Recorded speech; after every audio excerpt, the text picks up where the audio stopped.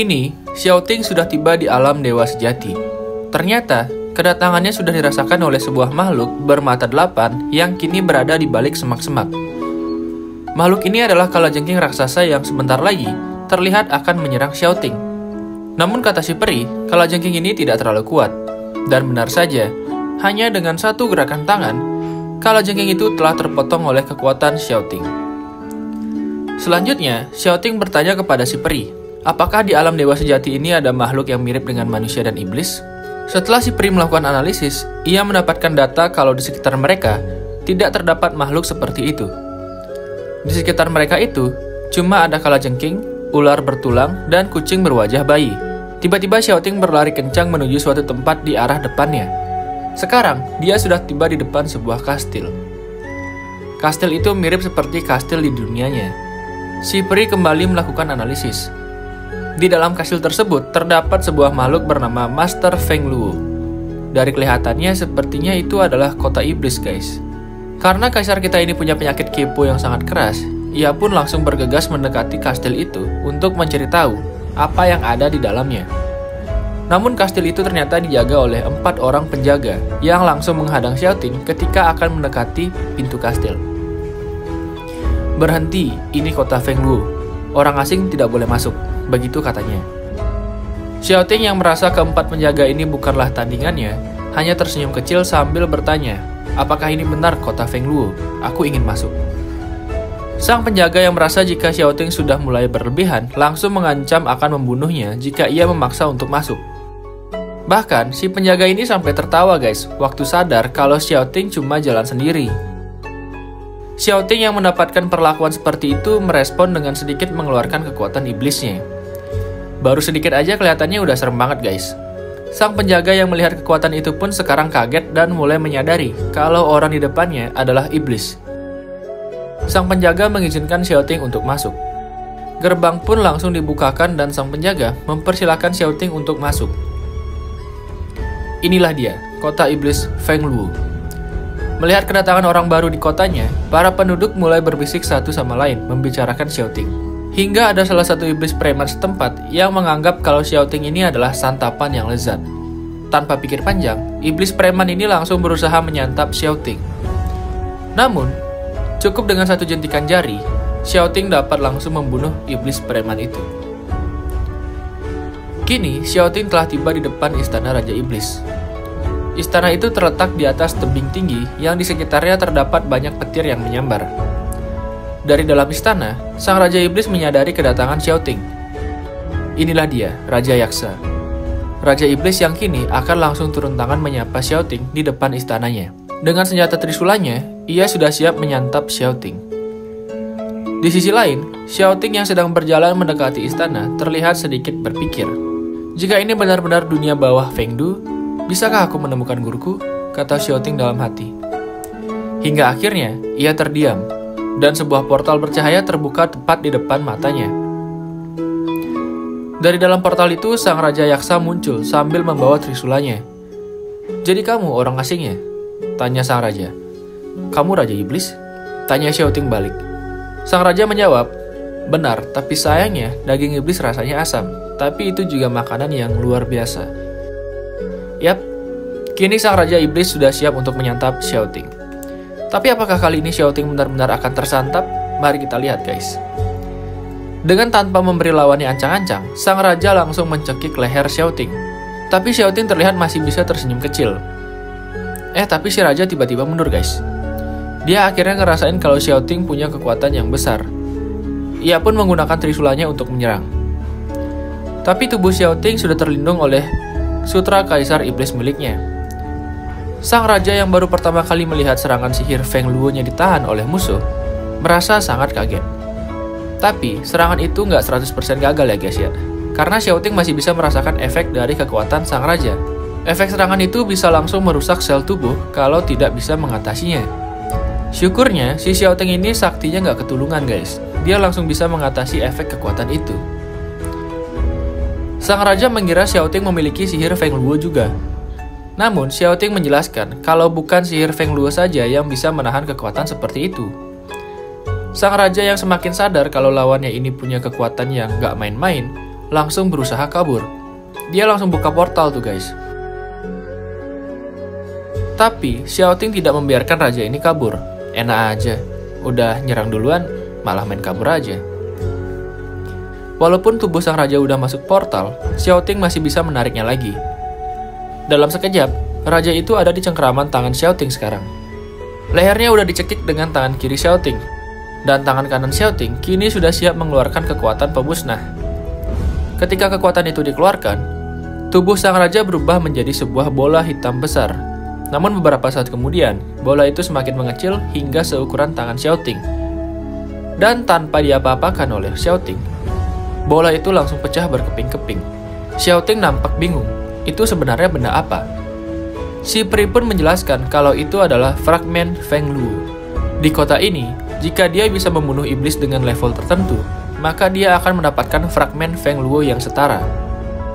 Namun, iblis preman banteng yang dibunuh sebelumnya, itu belum mencapai level untuk fragmen ini. Makanya pas Xiaoting ngebunuh si preman itu, dia nggak dapat fragmen kayak gini.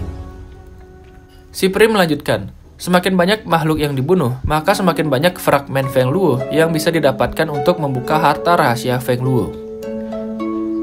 Dan itulah tujuan orang-orang datang ke alam dewa sejati ini, yaitu untuk mendapatkan harta rahasia Feng Luo. Mengetahui hal itu, Xiaoting memutuskan untuk pergi dan mencari seperti apa harta Feng Luo itu. Semenjak berhasil mengalahkan Raja Iblis, kini Xiaoting menjadi orang yang ditakuti di seluruh penjuru kota. Penduduk yang melihatnya berjalan-jalan di kota, auto sembunyi tuh guys. Di kuil Feng Luo, para petingginya sudah menebak jika Xiaoting juga akan ke tempat mereka. Dan mereka sudah bisa mendeteksi kalau Xiaoting itu bukanlah orang biasa. Karena kabar kematian Raja Yaksa, si Raja Iblis itu sudah sampai ke mereka. Mereka juga takut kalau Xiaoting ini bukan lawan untuk mereka. Namun, master mereka tetap meneguhkan hati untuk melawan Xiaoting jika sampai ras mereka merasa terancam. Selanjutnya, rencana mereka adalah menemui Xiaoting. Namun, ini akan dilakukan seorang diri oleh master mereka. Para petinggi lainnya khawatir, karena jika sampai master mereka terbunuh, maka kuil itu akan hancur. Sang master menyemangati mereka. Jika sampai Xiaoting benar-benar ingin membunuh mereka, sang master menyuruh mereka semua untuk melawan dengan kekuatan penuh. Rencana pun dijalankan. Sang master langsung menghubungi Xiaoting untuk mengundangnya datang ke kuil Feng Luo. Tapi dihubunginya bukan lewat telepon ya guys ya.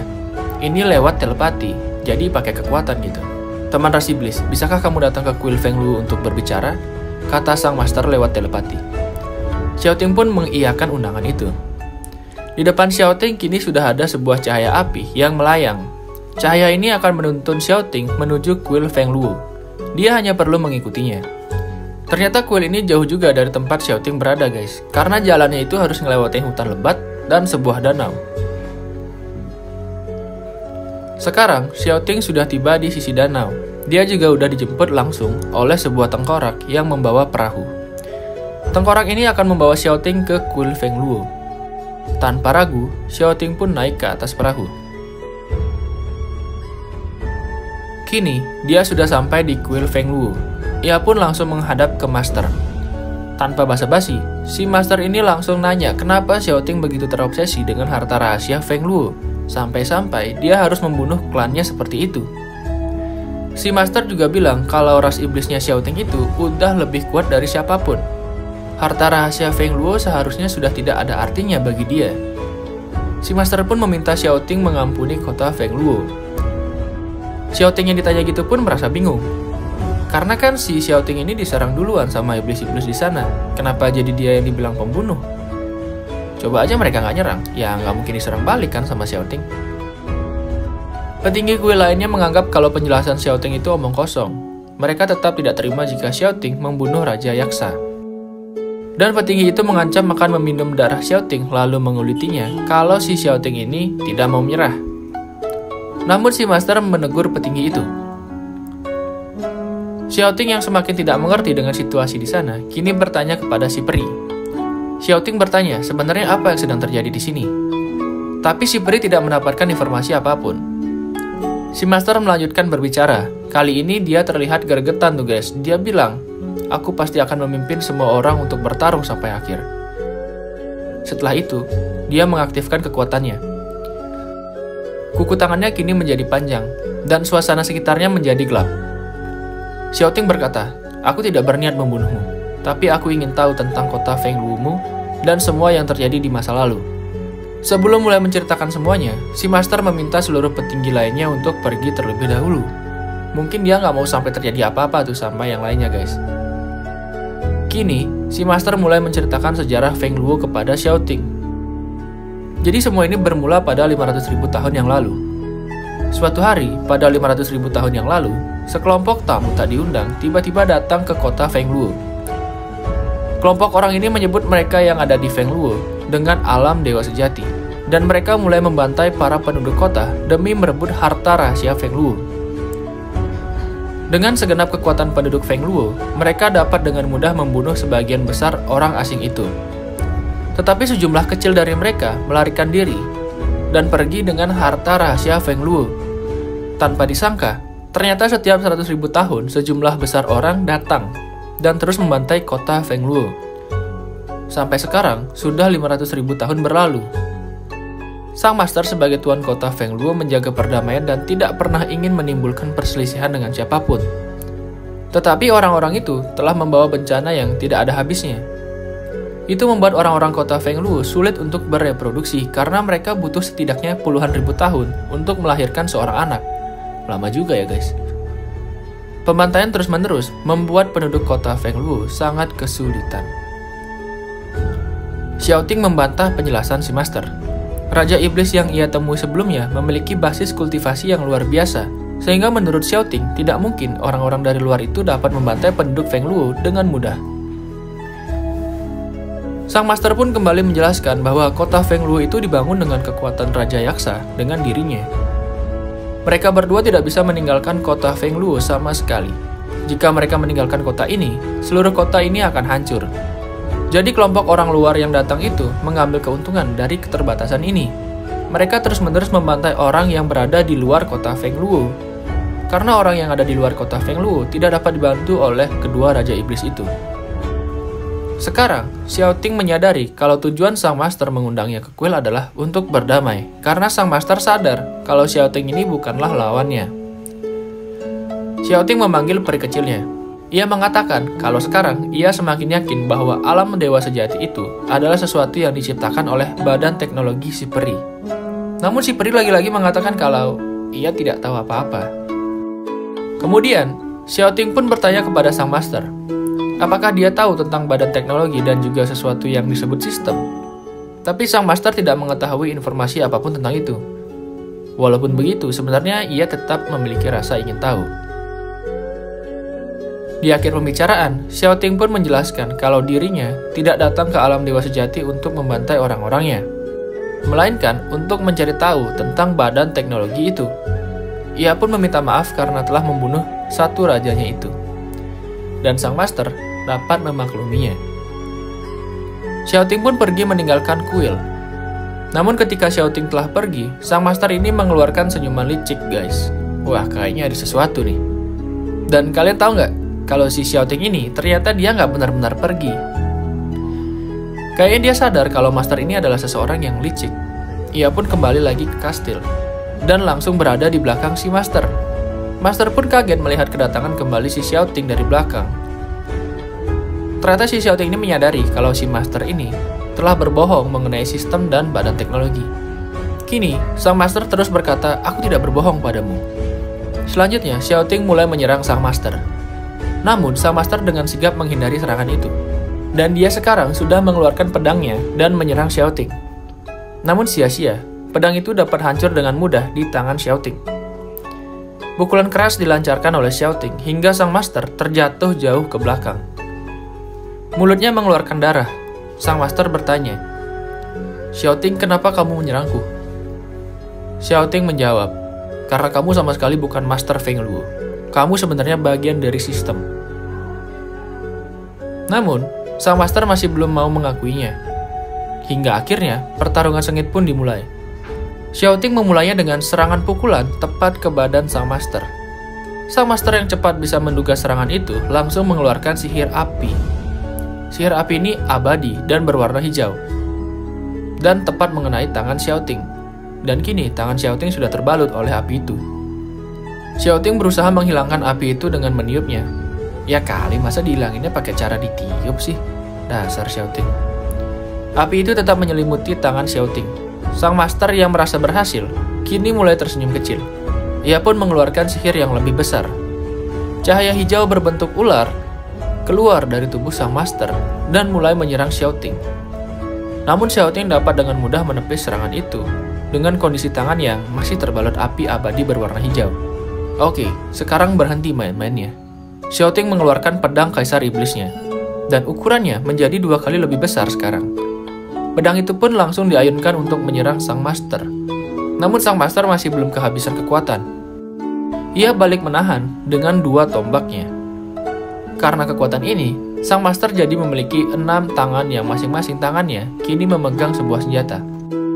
Cahaya berbentuk ular telah dikeluarkan untuk melawan Xiaoting.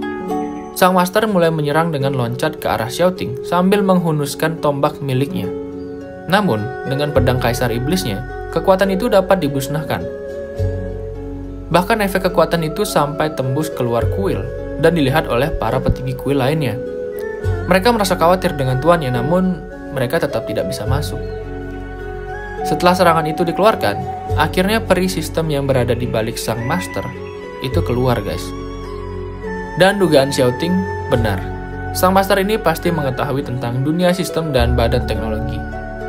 Si peri yang kaget kalau ternyata di sana juga ada peri, langsung mengklarifikasi itu, guys.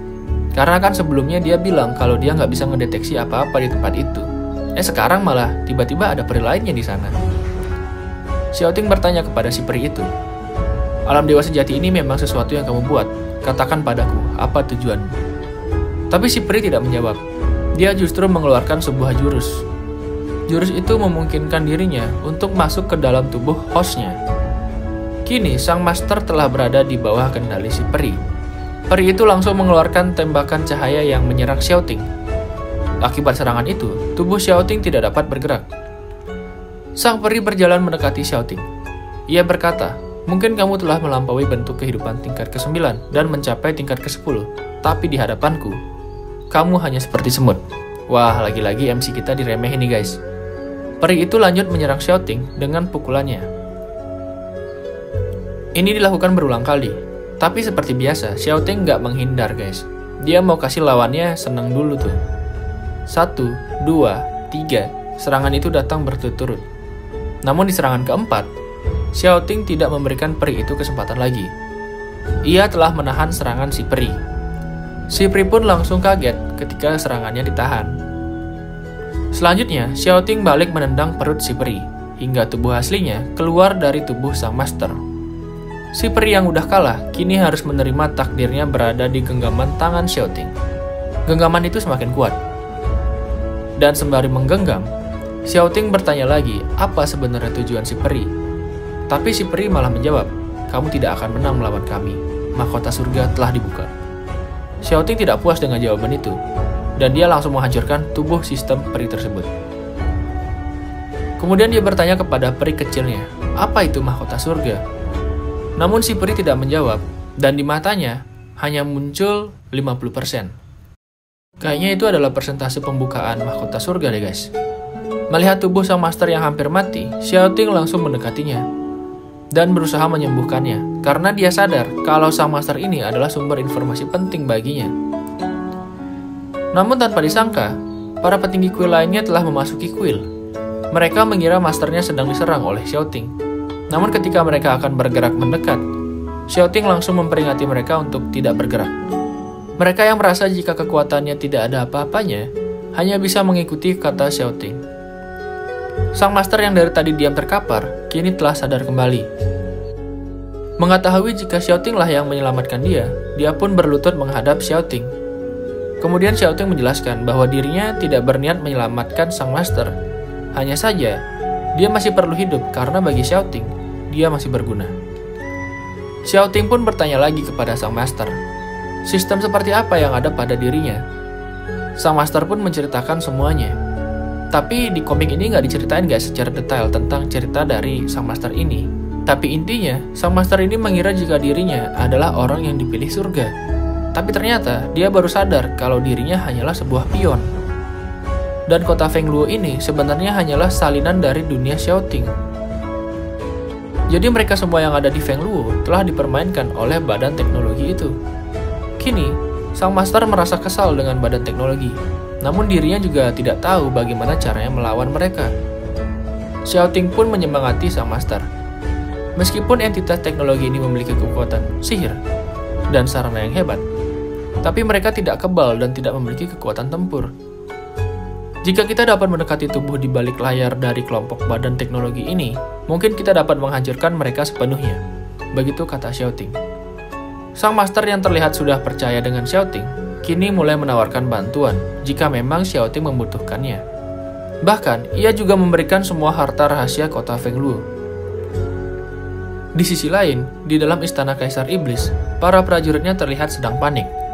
Karena kini, mereka sedang dalam masalah.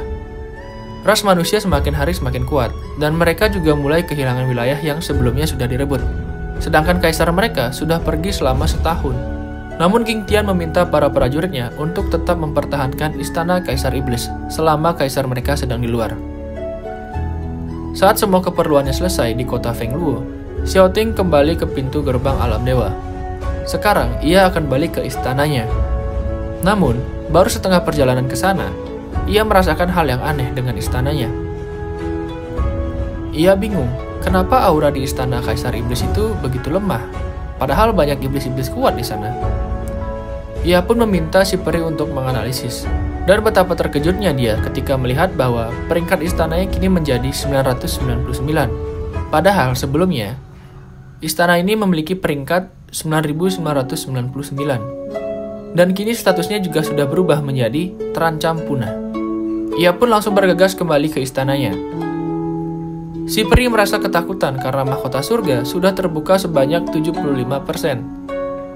Di halaman istana Kaisar Iblis, para petarung dari ras manusia sudah berkumpul dan siap menyerang. Namun fokus mereka sekarang teralihkan karena Xiaoting sudah tiba di sana. Saat sudah sampai di istana, dirinya kebingungan sebenarnya apa yang terjadi. Kenapa begitu banyak master dari ras manusia yang datang? Ia menduga ini adalah ulah dari sistem itu. King Tian dan prajurit lainnya meminta maaf atas kekacauan itu.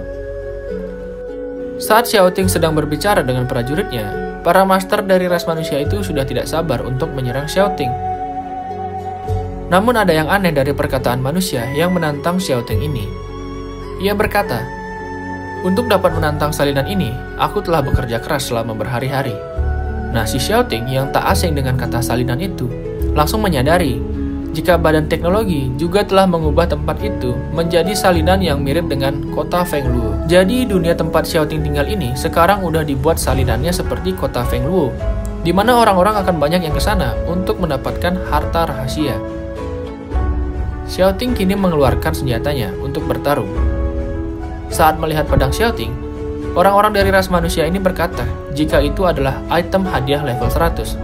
Jika mereka dapat membawanya kembali ke ras mereka, maka mereka bisa menukarkannya dengan kekuatan baru.